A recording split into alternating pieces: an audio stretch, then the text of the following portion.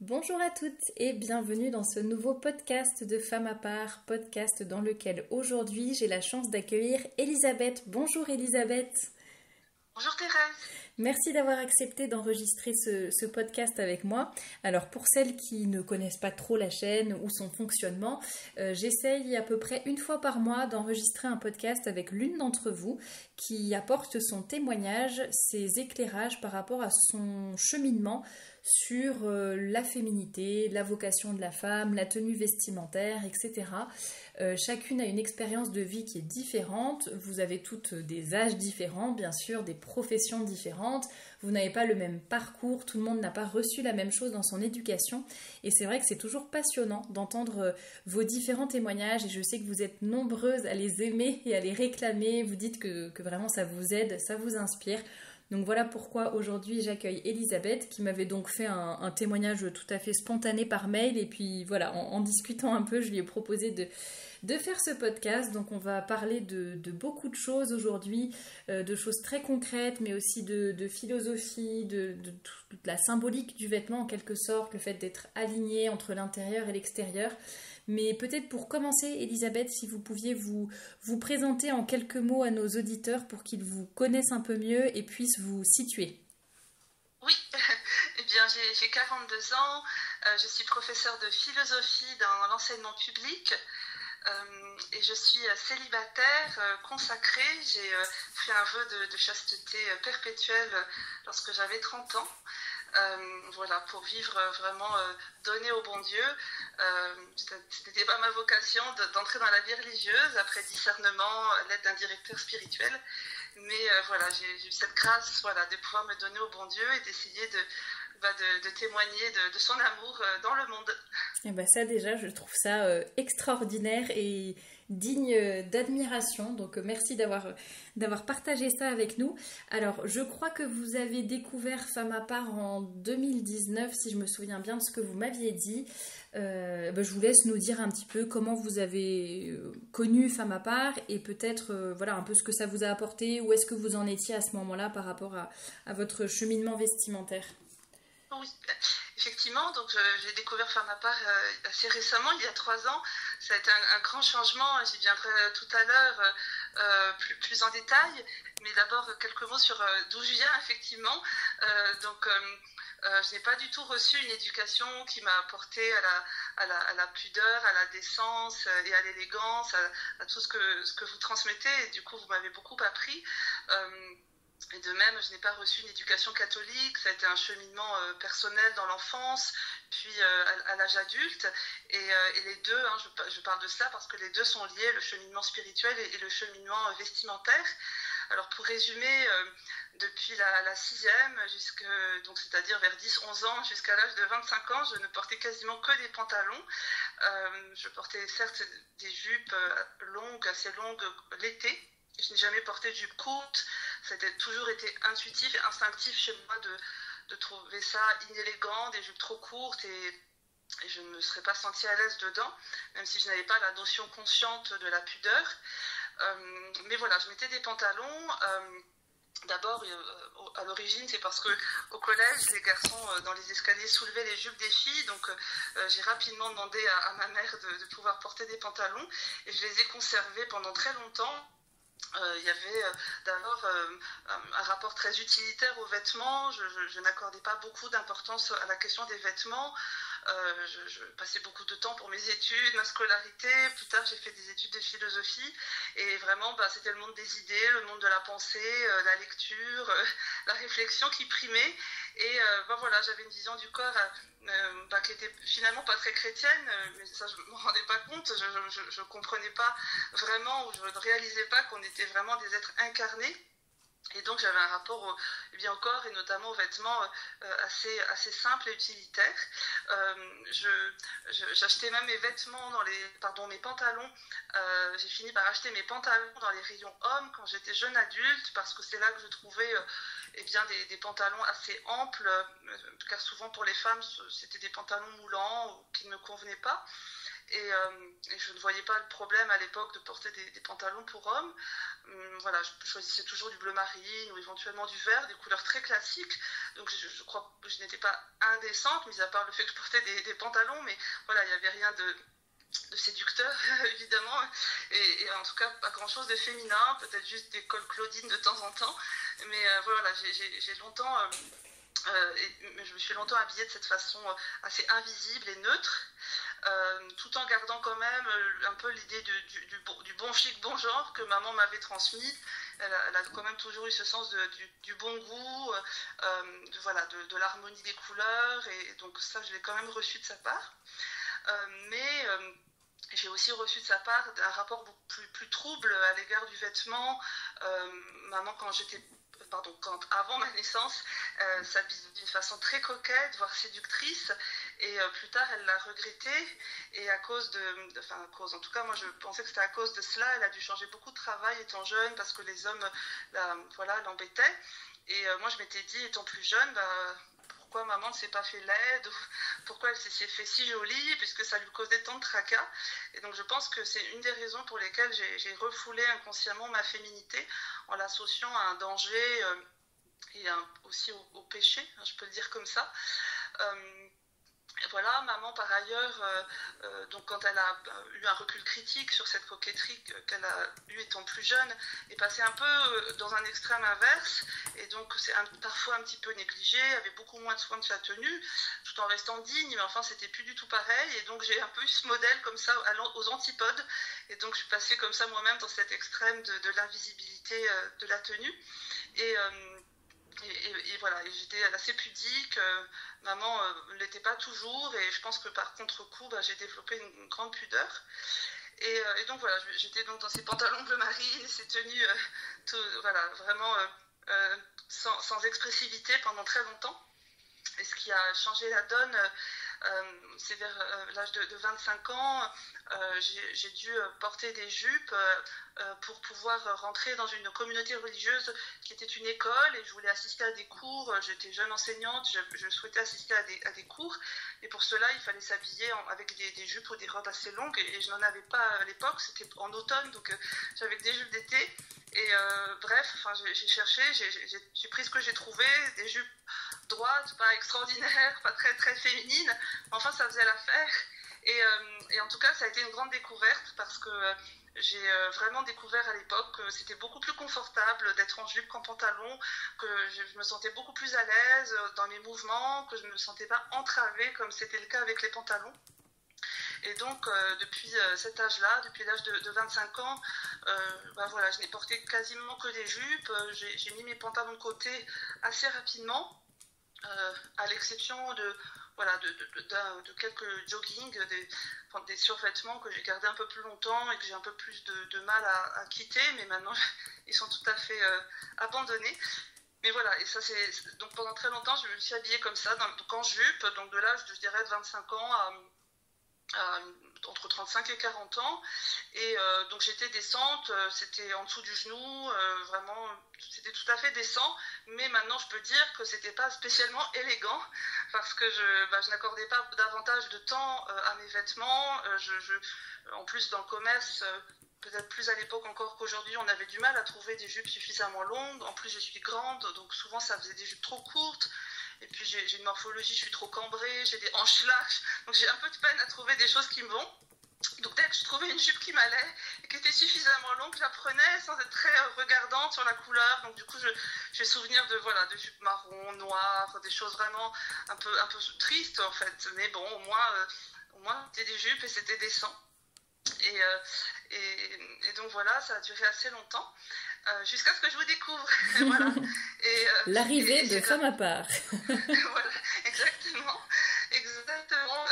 J'oublie peut-être des choses, mais ça va me revenir après. Mais voilà, je pense pour les grandes lignes, jusqu'à ce que donc ce que je vous découvre. Donc c'était effectivement il y a 3 ans. Voilà, on m'a indiqué une de vos conférences, l'élégance au service de la modestie chrétienne, qui a vraiment été une révélation.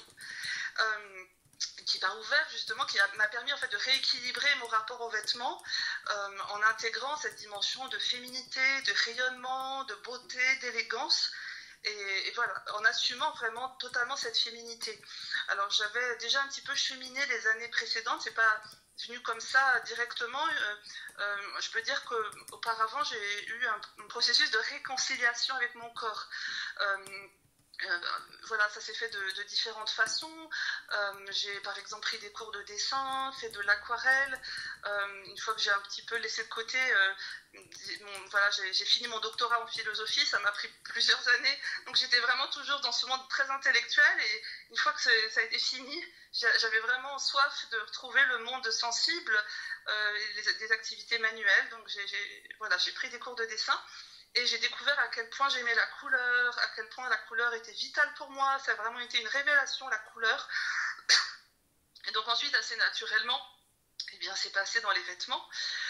Donc il y a eu ce premier point. Par ailleurs, j'ai dans ces années-là dû aussi affronter des blessures psychologiques anciennes. Et pour cela, j'ai eu la chance de découvrir la méthode Vitose, qui est une méthode de psychothérapie qui passe en grande partie par des exercices sur le corps. Et j'avais déjà eu quelques séances avec un psychologue où, entre guillemets, on se contente de parler. Et en fait, j'ai trouvé que c'était beaucoup moins efficace qu'une méthode qui fait attention notamment à l'expression des émotions dans le corps. Quand on parle de tel ou tel événement qui a pu nous traumatiser ou vraiment nous blesser, eh bien en fait le corps réagit immédiatement, et des séances où on fait attention à l'expression corporelle des émotions, eh bien ça permet beaucoup mieux voilà, d'aller à la source du problème, de voir les blessures et puis de les soigner petit à petit. Et donc cette méthode m'a fait énormément de bien, elle m'a réconciliée avec mes émotions, et c'est passé par une réconciliation avec le corps. Les exercices de la méthode Vitose qui sont très simples, mais en fait très puissants. Donc, par exemple, je le disais comme ça à l'époque, je retrouve mes 5 sens.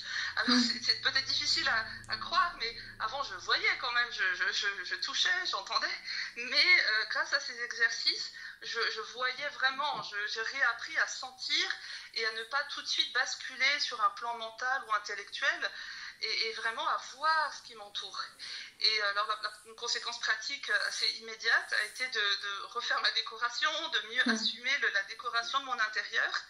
Et là, j'ai réalisé combien ces éléments pourtant tout simples de la décoration, tout matériel et simples qu'ils sont, eh bien, ont un impact immense en fait sur notre bien-être, à la fois disent aussi qui nous sommes, permettent d'exprimer qui nous sommes, du coup de prendre confiance en soi, parce que on apprend à mieux se connaître en visualisant extérieurement qui on est, et l'harmonie aussi qu'on porte en nous-mêmes, un sens de la beauté qu'on peut porter dans son âme, mais qu'on est capable du coup de mettre en œuvre autour de soi. Et ça a été vraiment une vraie étape vraiment profonde, ce moment où j'ai réaménagé l'appartement. Et donc, effectivement, c'est...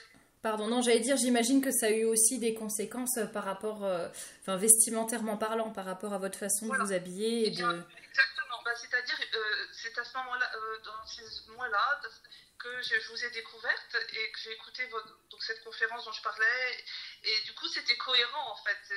J'avais déjà suffisamment avancé pour être capable d'entendre vraiment ce que vous disiez, et c'est pour ça que cette insistance justement sur l'élégance, le rayonnement qui doit s'associer à la décence m'a vraiment beaucoup parlé, et ça m'a vraiment transformée. Parce que si je comprends bien, vous aviez plus le côté, tout ce qui était, on va dire, décence, modestie, dignité de la femme, ça c'était déjà acquis. C'était plus le côté féminité, élégance, rayonnement qui peut-être vous manquait un peu plus, quoi. Tout à fait, exactement. Et effectivement, et donc vous m'avez beaucoup aidé, et tout ce cheminement m'a permis de faire des grandes prises de conscience, d'avoir des grandes prises de conscience. La première, c'est de réaliser que le vêtement en fait n'est pas quelque chose de secondaire, ce n'est pas quelque chose de purement extérieur et de superficiel, mais que nous sommes unis à notre environnement, nous sommes vraiment des êtres incarnés, nous ne sommes pas simplement des esprits qui sont déposés dans des corps et le corps sera un simple véhicule. Il y a vraiment une union profonde de l'âme et du corps, une union substantielle, disent les philosophes, et bien de la même façon, il y a une union alors qui n'est évidemment pas substantielle. Nous ne sommes pas nos vêtements ne sont pas une partie de nous, le corps est une partie de nous bien sûr, mais néanmoins de manière analogique, il y a vraiment une union profonde profonde entre nous et je parlais de la décoration, notre chez nous, qui est une forme de seconde peau. C'est aussi, quand j'avais décoré mon intérieur, je ressentais, c'est une forme de peau protectrice, mais les vêtements ont aussi ce rôle-là, c'est une protection et c'est en même temps une expression de qui nous sommes. Et en vous découvrant, et je pourrais le dire après, mais en même temps je retrouvais la couture, donc j'ai été capable assez rapidement du coup de créer des vêtements qui m'allaient mieux et qui étaient plus rayonnants. J'ai vraiment éprouvé une grande joie d'être unifiée, parce que quand on a des vêtements qui ne reflètent pas qui nous sommes, qui sont en fait tout à fait indifférents, neutres, qui ne correspondent pas du tout au fait que nous sommes une femme d'abord, et puis qui correspond aussi à notre personnalité, aux couleurs que nous aimons, à tout un style, eh bien on est divisé en fait, on n'est pas unifié. Et donc vraiment c'est étonnant je dis c'est étonnant parce que pour moi qui ai fait de la philosophie, qui a été tellement longtemps marquée en fait par notamment Platon, tous les philosophes sont très marqués par Platon, et Platon a un rapport très, très distant au corps qu'il méprise. Platon dit que le corps est le tombeau de l'âme. Alors quand on vient d'un environnement matérialiste, ça peut faire du bien de passer par ce type de philosophie qui nous apprend à redonner de l'importance à l'esprit, à l'intelligence, à ce qui est invisible.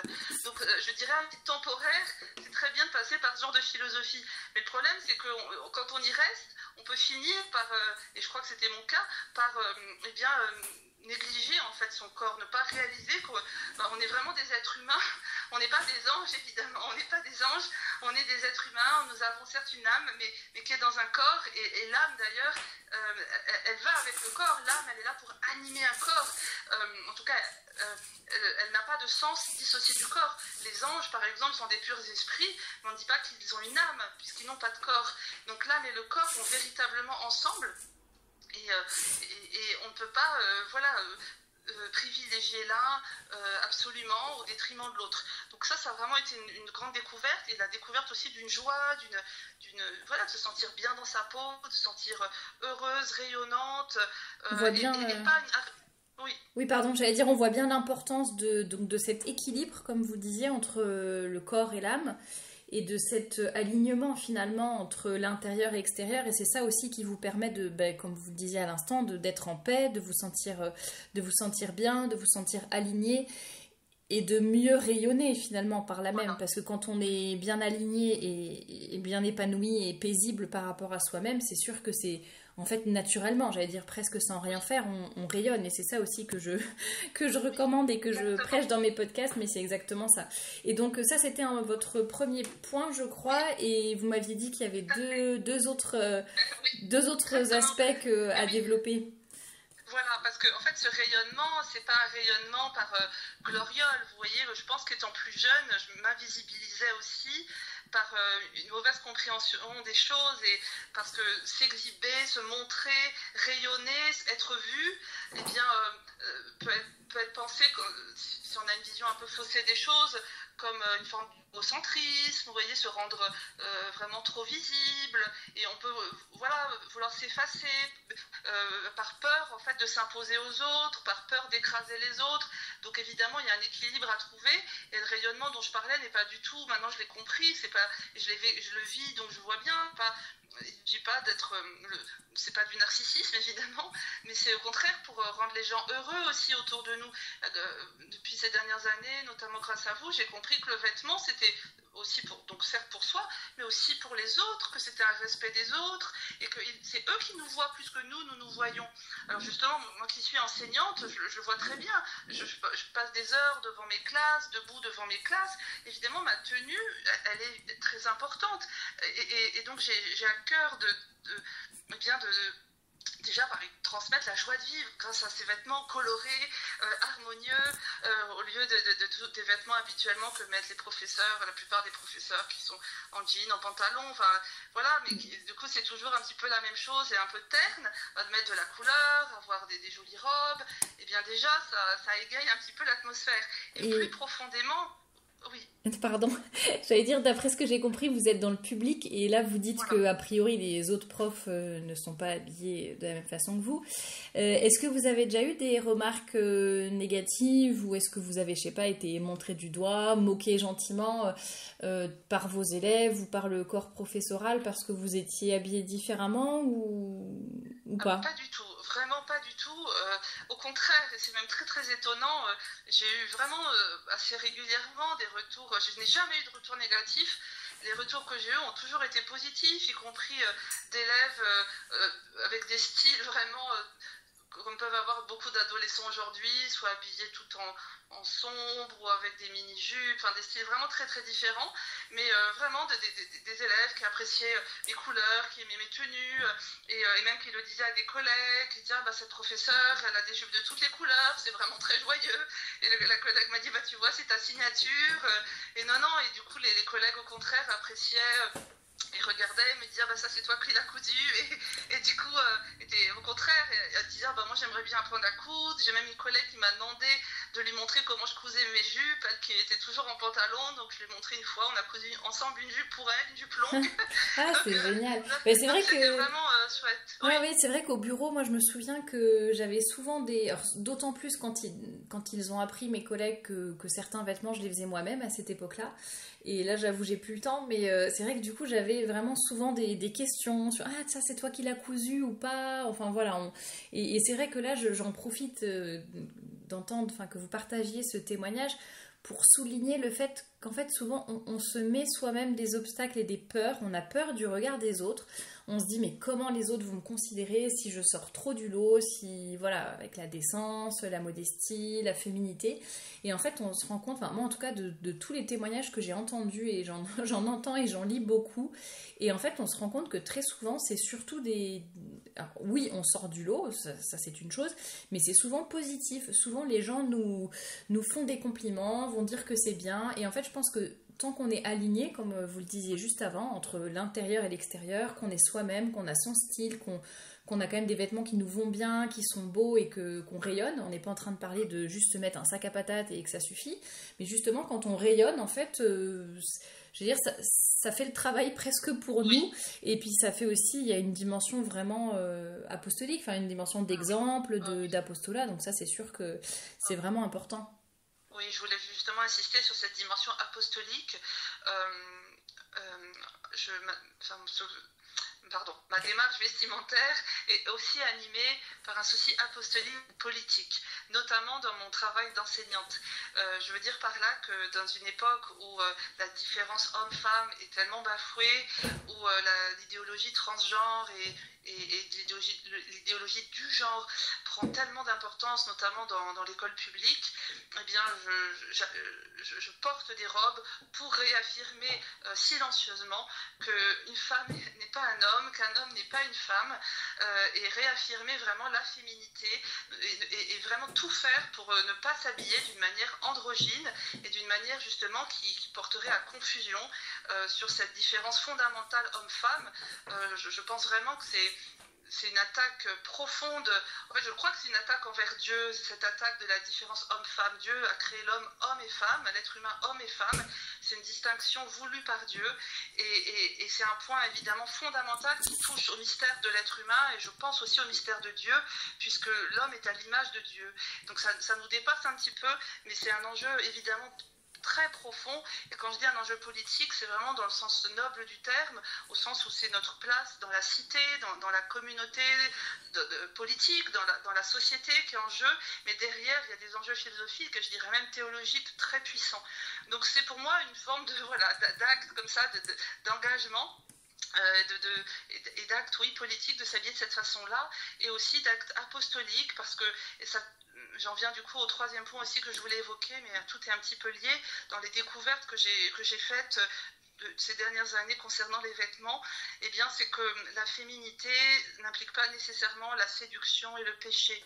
Et pendant longtemps, j'ai refoulé la féminité parce que notamment j'avais eu, voilà, plutôt les seuls modèles que j'avais eu de féminité, j'exagère peut-être un petit peu, mais j'ai été en tout cas très marquée par des exemples de féminité ou une période de féminité chez ma mère où où en fait c'était associé à une séduction et potentiellement au péché. Et la féminité, voilà, je la voyais comme à la fois un peu mauvaise, dangereuse, et grâce notamment aux photos d'inspiration que vous donnez sur les newsletters ou dans d'autres canaux, eh bien au début j'étais admirative vraiment, et je le suis toujours, mais au début c'était vraiment un émerveillement parce que je découvrais ces belles tenues féminines, très élégantes et en même temps très pures, très chastes, sans rien qui porte à une séduction mauvaise. Et donc vraiment la féminité évolue par Dieu en elle-même, elle peut être pure, elle peut être belle, et je crois que c'est important pour ma part, que je le montre à mes élèves, là aussi silencieusement, simplement par mes tenues. Et je pense notamment à ces jeunes filles, j'en ai eu quelques-unes qui déjà, maintenant ça se développe beaucoup, qui ne veulent plus qu'on les appelle par leur prénom de fille, qui demandent à être appelées comme des garçons, qui sont vraiment pas du tout au clair avec leur féminité. Et il apparaît assez souvent que les jeunes filles qui sont dans ces situations ont, peut-être pas tout le temps, mais assez souvent subi des agressions sexuelles ou des traumatismes de ce type. Et je pense que leur rejet de la féminité a à voir avec une vision tout à fait faussée et corrompue en fait de la féminité. Et de fait, dans les médias ou sur les réseaux sociaux, l'image qu'on a en général de la femme est évidemment souvent très corrompue. Et donc, je crois que c'est très important aussi de donner une autre image de la femme qui est rayonnante, qui est chaste, qui est selon le cœur de Dieu et non pas séductrice comme le veut le diable. Je le dis comme ça, mais je pense à la Genèse, c'est vraiment c'est inscrit vraiment dans la Bible. On voit bien ce schéma très ancien. La femme peut être Ève, mais elle peut être aussi la nouvelle Ève, elle peut être à l'image de la Vierge Marie. Et ces dernières années, j'ai vraiment beaucoup pensé à la Vierge Marie et aussi à ses apparitions. Je suis très frappée dans ses apparitions, c'est d'ailleurs très touchant, les voyants qui racontent comment ils ont vu la Vierge Marie, qui détaillent les vêtements de la Vierge Marie. Et je me suis souvent dit, mais elle est vraiment très bien habillée, la Vierge Marie. Au ciel, on lui coud des beaux vêtements. Enfin, je plaisante en disant ça, mais vous voyez, il y a vraiment ce souci du ciel, d'habits féminins, d'habits gracieux, et dans le détail, vous voyez, c'est pas vite fait, quoi. Il y a vraiment des roses sur les pieds. Enfin, c'est vraiment très précis, c'est très touchant. Et donc voilà, ça a été une révélation pour moi ces 2-3 dernières années. Ouais. Et puisque je parle de la Vierge Marie, peut-être j'en profite parce que c'est lié, en fait, je pense aussi à la Vierge Marie pour la question du voile. Voilà, oui. Ça a aussi été un point important dans mon cheminement. J'allais dire oui, parce que vous avez, là vous parliez des vêtements, mais c'est vrai qu'il y a aussi cette question du voile à l'église, à la messe, donc ça peut être intéressant de voir comment vous en êtes arrivé là aussi, par rapport à ce point-là. Oui. Surtout que j'ai pas du tout reçu ça dans ma famille, pas du tout. J'ai demandé le baptême étant petite fille et je l'ai reçu, mais j'ai eu une deuxième conversion à l'âge de 22 ans quand j'ai fréquenté une paroisse dans laquelle j'ai redécouvert la messe parce qu'elle était dite d'une façon vraiment digne et avec un sens du sacré merveilleux. Donc ça a été une vraie transformation. Et dans cette nouvelle paroisse, une partie des femmes portaient un voile ou une mantille et je l'observais, mais je ne savais pas du tout pourquoi. Et je ne connaissais personne à qui poser la question, et je m'étais dit ça doit être peut-être les femmes mariées qui portent un voile, ce qui est vraiment idiot vu de maintenant, je ne sais pas pourquoi j'ai pensé ça, mais au début je ne savais pas trop. Et puis un jour il y avait un document à l'entrée de l'église avec justement des arguments sur la nécessité ou le bienfait de porter le voile à l'église, et ces arguments m'ont vraiment convaincue. Il y en avait plusieurs, je ne me souviens pas de tous, mais je vous en donne un qui m'avait vraiment frappée. C'est qu'un homme, quand il rentre dans une église, il doit enlever son chapeau, son couvre-chef. Et effectivement, ça me choquerait qu'un homme, peut-être il ne sait pas, je ne juge pas la personne, mais normalement, un homme doit enlever son chapeau ou sa casquette, que sais-je, quand il entre dans un lieu saint.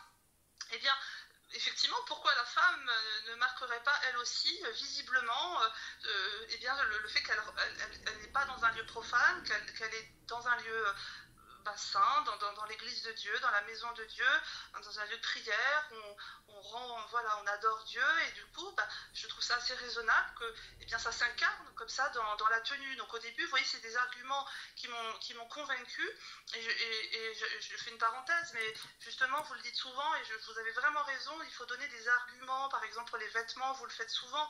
Souvent, on s'habille comme ceci ou comme cela, mais on ne sait pas trop, et si on nous dit fais ci, fais ça, mais on n'a pas les raisons, c'est un peu compliqué.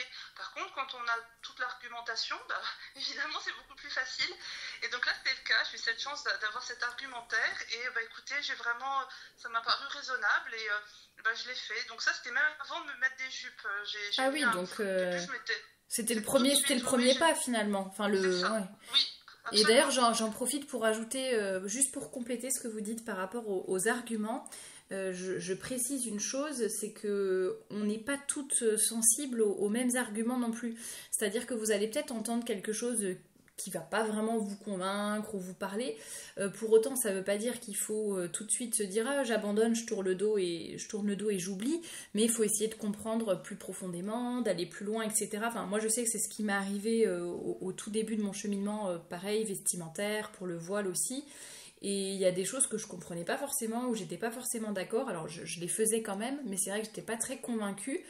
Et finalement, parfois il suffit juste d'un verset de la Bible, d'une phrase qui est tournée autrement dans un livre, ou d'un podcast, d'une inspiration du Saint-Esprit pendant une oraison ou je ne sais quoi. Et voilà, le Seigneur a vraiment des voies qui sont différentes pour tout le monde, mais c'est vrai que parfois, on n'est pas toutes réceptives aux mêmes arguments, et donc il ne faut pas non plus lâcher tout de suite ou baisser les bras ou se dire je comprends pas, je m'en fiche, je tourne le dos et je m'intéresse plus à cette question. Mais il faut aussi un petit peu persévérer, demander au Saint-Esprit de nous éclairer aussi. Enfin, ça, c'est vrai que c'est des choses importantes. Pardon, je vous ai coupé, mais donc oui, voilà, c'était votre premier pas, on va dire, avant même de porter des jupes et des robes. Mais oui, alors au départ, comme mes pantalons bleu marine, vous voyez, c'était un foulard bleu marine, tout ce qu'il y a de plus basique que je portais. Voilà, et c'est récemment que j'ai découvert la mantille, enfin que j'ai osé la porter, si je puis dire. Et vous voyez, c'est parallèle au cheminement vestimentaire. Pour le coup, c'est tellement féminin et élégant. En fait, vous voyez, il a fallu vraiment que je chemine beaucoup pour être capable de porter la mantille. Et là, pour le coup, c'est dans un souci de rayonnement vis-à-vis de l'extérieur. Parce que quelle différence entre un voile et un foulard en fait qu'on met sur ses cheveux et la mantille. Et bien je dirais il y a une beauté en fait, c'est la beauté, c'est là aussi, ça contribue à la beauté du culte, et à la messe d'ailleurs on voit bien ça aussi, c'est une réflexion qui m'est venue ces dernières années. Il y a des voiles, des tissus, des linges sur l'autel, et vraiment ce qui est sacré est voilé, entouré, et on voit bien que ça embellit le culte religieux. Et d'ailleurs pendant la semaine sainte, le soir du jeudi saint, la veille du vendredi saint, mais oui, donc le soir du jeudi saint, on dépouille les autels, et tout devient nu, et c'est vraiment d'une grande tristesse, et on réalise du coup, par contraste, à quel point ces beaux tissus, ces beaux linges sacrés nous aident vraiment à percevoir la beauté du mystère divin. C'est des choses toutes simples, très humbles, matériellement, mais qui, symboliquement et spirituellement, transmettent beaucoup de choses. Et je trouve qu'il en va de même pour nous, quand nous sommes à l'église. Bien, notre tenue, elle compte beaucoup dans la beauté générale de la célébration, de la messe, et de la même façon, il est bon d'avoir une belle tenue, de s'endimancher, comme on dit, et voilà, pour rayonner, pour participer, par nos vêtements aussi, à la joie du ciel, à la joie d'aimer le bon Dieu et de se retrouver pour prier le bon Dieu. Je trouve aussi que de soigner un peu davantage ce voile, c'est une bonne chose. Donc c'est pour ça que j'ai passé le pas de la mantille, et c'est notamment grâce à vous et de témoignages aussi que j'ai entendus qui m'ont beaucoup touchée, et vraiment je ne le regrette pas du tout. Et vraiment maintenant je comprends que cette beauté qu'on porte sur soi, c'est pas du tout une beauté pour se faire voir. Moi, je pense qu'étant plus jeune, j'avais ça en moi, et du coup, je m'effaçais un peu par une sorte de modestie, mais mal comprise. Mais que nous, on pouvait rayonner, on pouvait avoir cette beauté, mais qui est pour le bon Dieu. Enfin, le bon Dieu nous a créés, et il faut s'aimer soi-même aussi. Et c'est un amour de soi qui est pas du tout égocentrique, mais qui est l'amour de cette création que Dieu a faite en nous. C'est, voilà. Je crois que c'était notamment dans l'entretien avec Marie-Paul, si je me souviens bien, qu'on avait parlé aussi de cette histoire de savoir s'aimer aussi, mais pas d'une façon égoïste ni égocentrique, mais c'était assez équilibré aussi. Si ça vous intéresse, ceux qui nous écoutent, d'aller le regarder. C'est dans la playlist témoignage, je pense que ça s'appelle. L'entretien avec Marie-Paul. Et pour les mantis, j'en profite quand même pour glisser que sur la boutique Femme à part, vous trouverez des mantis en 3 coloris différents, et de toute façon je vous mets le lien, comme d'habitude, le lien de la boutique est juste en dessous de cette vidéo. Donc on voit ici l'importance de... Justement, c'est à la fois, enfin c'est toujours l'équilibre, quoi. C'est à la fois on pense en bon Dieu, mais à la fois on pense à soi. À la fois il y a la modestie, mais en même temps il y a le rayonnement. Et ça, effectivement, je pense que quand on est bien aligné et qu'on comprend bien les choses et qu'on reste bien à sa place, eh bien en fait c'est une des seules façons, je pense, de s'épanouir, de rayonner, d'être bien, et en même temps sans avoir besoin d'être tout le temps dans une espèce de libération, mais trop de libération, trop d'extériorisation, toujours vouloir, c'est un peu comme le développement personnel à l'heure actuelle qui, voilà, c'est beaucoup trop, et c'est certainement mal compris, même s'il peut y avoir des bonnes choses. Mais là, on voit vraiment l'importance de l'équilibre, et équilibre intérieur-extérieur, corps et âme, enfin voilà, tout ce qu'on a dit jusqu'à présent, et le fait d'être aligné. On peut peut-être dire un mot assez rapide, mais je crois que ça fait déjà un moment qu'on papote, mais on peut peut-être dire un mot assez rapide sur ce dont nous avions parlé, j'allais dire hors caméra, hors micro, juste avant, par rapport le fait justement qu'on est dans une société un petit peu qui va dans les deux extrêmes, à la fois qui va idolâtrer complètement le corps en le montrant nu en permanence et en ayant cette espèce de grande libération par rapport à ça et hypersexualisation, et d'un autre côté un certain mépris du corps finalement, ne serait-ce, d'ailleurs je pense à la contraception pour les femmes, enfin, c'est un peu mépriser leur corps aussi que de leur proposer tant de chimie, et ce dont on parlait aussi par rapport au transhumanisme qui entend voilà, faire un peu, le corps deviendra une simple enveloppe dont on fera ce qu'on voudra, et peut-être qu'en plus avec votre point de vue un petit peu plus de prof de philosophie, j'allais dire, vous avez sûrement des choses à dire là-dessus, mais en mode condensé, on va dire. Oui, juste très rapidement, mais effectivement, il y a vraiment des enjeux philosophiques derrière la question du vêtement. Et derrière une attitude vestimentaire, il y a en fait une philosophie de l'homme, une vision de l'homme, même si on n'en est pas conscient, évidemment, nécessairement, mais toutefois, c'est le cas. Alors, l'équilibre que nous essayons, vous et moi, de vivre et de prôner, ça suppose qu'on conçoit l'homme comme l'union substantielle du corps et de l'âme. Voilà, c'est cet équilibre dont je parlais tout à l'heure. C'est une philosophie qui s'ancre dans la philosophie d'Aristote et qui a été reprise par saint Thomas d'Aquin, qui est le docteur commun de l'Église. Mais face à cette vision traditionnelle, si je puis dire, et assez équilibrée, on a à la modernité en fait de s'écarter de cet équilibre, et je trouve qu'on en voit vraiment les effets aujourd'hui. Une première manière de s'en écarter, c'est de nier complètement l'existence de l'âme et de réduire l'être humain à son corps, à un être purement matériel, sans intériorité véritable, et en réduisant l'esprit au corps. Et effectivement, une traduction très concrète de cela, c'est ce matérialisme total, avec une idolâtrie du corps, par exemple féminin, une hypersexualisation, en oubliant totalement que notre vocation est d'abord spirituelle, que nous sommes des êtres rationnels, pensants, voilà, donc avec cette survalorisation du corps, parce que puisqu'on dans cette perspective, on se dit qu'on est après tout que corporel, on oublie totalement qu'on puisse avoir une destinée éternelle ou une âme, quoi que ce soit, et le corps devient un peu le tout, et avec des règlements qui s'en suivent. Mais il y a une erreur, alors je dirais pas en fait totalement symétrique, c'est une erreur différente, mais qui n'est pas sans lien avec la précédente, parce que l'autre erreur consiste à dire le corps est très secondaire Donc là, ça a l'air d'être un petit peu différent.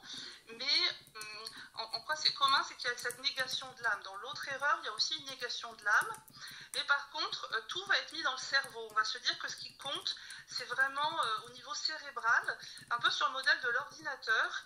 De la même façon qu'un ordinateur a son hardware et software, c'est-à-dire sa partie matérielle, son support matériel, et à côté de cela, son contenu intelligent, si je puis dire, son logiciel, eh bien, il y a et c'est notamment le cas dans le transhumanisme, une vision de l'homme comme quoi son corps n'est qu'un support sans importance, au point que certains espèrent pouvoir télécharger la conscience sur des supports informatiques, comme si notre identité ne résidait que dans une conscience réductible en fait à un fonctionnement cérébral, mais même au-delà du cerveau, du support physique du cerveau, ce serait voilà la dimension vraiment purement intellectuelle qui nous définirait, et le corps pourrait être complètement évacué dans sa biologie, voilà, dans tout ce qui fait que c'est notre corps.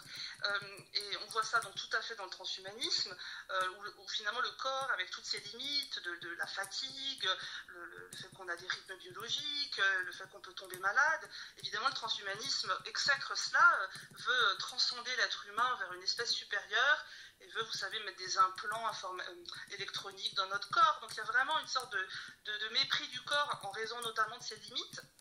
Et notre identité, donc je le disais, ne serait pas du tout liée à notre corps. Mais en fait, on voit le même type d'erreur dans la théorie du genre, qui fait qu'un être humain ne se définirait pas du tout homme ou femme selon son corps, mais selon son choix libre. Donc c'est une autre façon de se détacher complètement de son corps et de considérer que notre identité n'a rien à voir avec notre corps. Donc vous voyez, voilà, on a pour résumer ces deux thèses très présentes à l'époque moderne, qui sont un petit peu symétriques, même si elles sont un peu liées historiquement, parce qu'elles supposent une négation de l'âme. Mais voilà, dans un cas, on nie totalement l'âme et le corps prend toute la place, et dans l'autre cas, eh bien, on considère que le corps ne fait pas partie de notre identité, et que notre identité soit réside dans notre intellect cérébral, soit dans notre choix libre de définir qui nous sommes. Et voilà, et du coup, ça a évidemment des conséquences fondamentales sur plein d'aspects, notamment celui du vêtement. Et voilà, et il faut essayer de tenir l'équilibre. L'homme est corps et âme, il est l'union des deux, et le corps fait partie de son identité, même si ça n'est pas la partie la plus haute de lui-même, mais elle lui est indissociable. Et oui, je pense que c'est vraiment ça. Il est important de rappeler aujourd'hui l'importance de l'équilibre et de l'alignement, de ne négliger ni l'un ni l'autre aspect, et d'avoir justement cet équilibre qui pousse à la modération, finalement, à la modestie, presque vestimentairement parlant. La conséquence est directe, mais c'est vrai que c'est important de le rappeler, parce que je pense que, comme je le dis souvent dans mes podcasts, à force d'entendre des choses, en fait, on s'y habitue et on ne fait même plus attention.